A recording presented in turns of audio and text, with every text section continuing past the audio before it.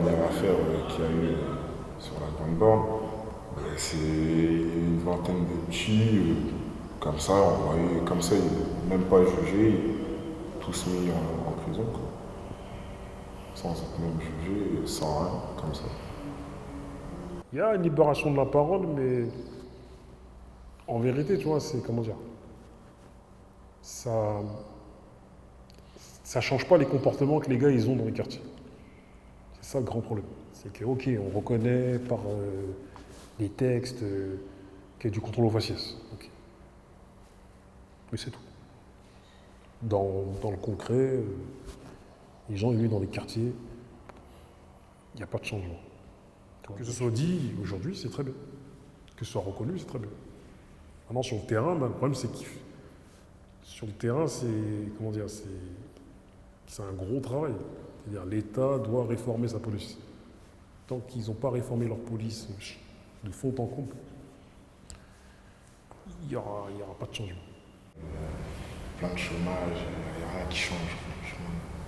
Et le pire, c'est que ça génère du racisme avec les gens, c'est-à-dire d'autres classes sociales qui sont pauvres, mais qui sont blanches, qui, elles, la fois, j'ai regardé un reportage sur le FN, des mecs, ils étaient dans les coins ruraux de la France, et ils disaient, vous avez vu ces quartiers, ces étrangers, qu'on gaffe de subventions. C'est-à-dire, en faisant ça, d'ailleurs, ils font un business sur nos têtes. On ne touche pas l'argent. Eux, ils font des dispositifs. Ils s'en mettent plein les poches. Ils se prennent des postes, des dispositifs à 2 balles, inexistants. En plus, ça génère du racisme avec ceux qui ne bénéficient pas des politiques villes et qui pensent que nous, on se gave avec des subventions de l'État, alors que rien du tout. Nous, on voit juste qu'ils ont construit ça, ils ont monté ça. Okay. Bonjour Jex.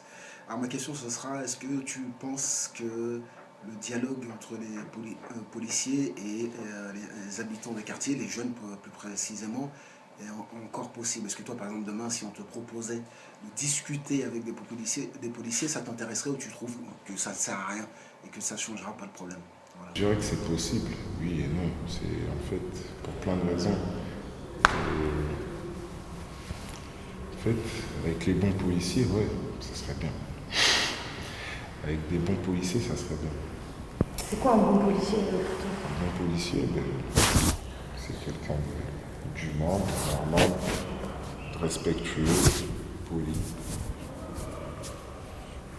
Quelqu'un d'humain, franchement, quelqu'un de simple, quelqu'un à la même hauteur que tout le monde, quoi. Pendant un contrôle, discuter tranquillement, ouais. Ça veut dire, franchement, je pense qu'avec certains policiers, c'est possible. Même pendant les contrôles, vu que lui et moi, on se ressemble sur certains points, c'est-à-dire on peut discuter, tu vois. Je sais qu'il y a une époque où, quand Sarkozy était en place, je me faisais contrôler 3 ou 4 fois par jour. Et à Grigny, les mecs, ils arrivaient, flashball dans ta tête, vous sortez, tu vois, ils étaient là. Et plusieurs fois, tu as vu, j'ai lancé le débat avec des mecs en leur disant, mais attendez, mais pourquoi vous êtes agressifs comme ça? Calmez-vous là. Vous voyez pas que vous êtes des pions de Sarkozy qui vous utilisent. Et les mecs, carrément, il y en a un qui se lâchait. Il me disait, bon, franchement, je vous dis, si on avait reçu des ordres, il y en a un mec qui m'a dit, on a des objectifs de résultats. On est obligé de faire des contrôles, tout ça. Je dis, après un dialogue avec la police et les jeunes, j'en reviens à ce que je disais initialement, tu vois. Si on réforme la police totalement, vraiment avec une vraie réforme et que les policiers qui sont face aux jeunes soient des policiers issus d'une autre formation, ouais. Pour que ça change quelque chose. Et moi, je pense que dialoguer pour dialoguer, un mot pour la fin. Un mot pour la fin. Franchement, bon courage à tous.